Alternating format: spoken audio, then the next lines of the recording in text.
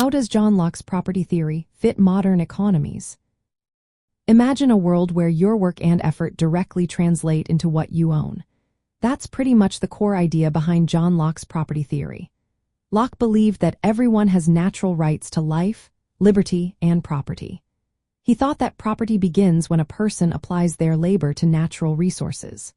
For example, if you pick apples from a tree, Locke argued those apples become your property because you've mixed your labor with them. This idea supports the modern belief that people own what they produce or acquire through voluntary trade. Locke's theory starts with the idea that the earth and its resources are initially shared by everyone. But when someone works on these resources, they gain exclusive ownership. This labor-based view means property rights aren't just made up, they're rooted in personal effort and creation.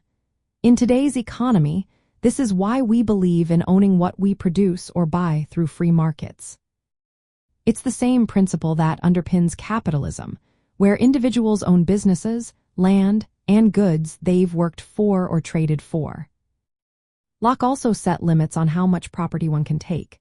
He said you should only take as much as you can use before it spoils, and you should leave enough for others.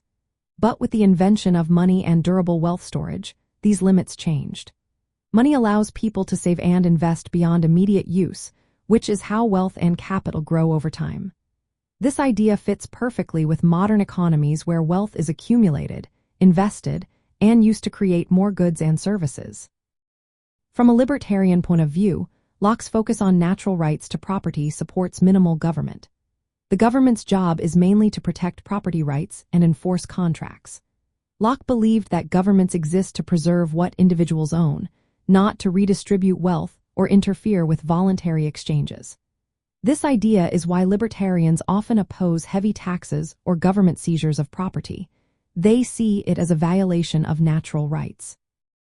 In real life, Locke's ideas justify why private property, entrepreneurship, and labor are so important in modern economies. They form the moral foundation against excessive government control or redistribution. Locke's emphasis on voluntary exchange and personal effort shows why free markets are essential for economic growth and individual freedom. So, in simple terms, Locke's property theory fits modern economies because it gives a natural rights basis for private ownership and free trade. It supports the idea that wealth comes from personal effort and voluntary exchange, which is at the heart of capitalism and libertarian thought.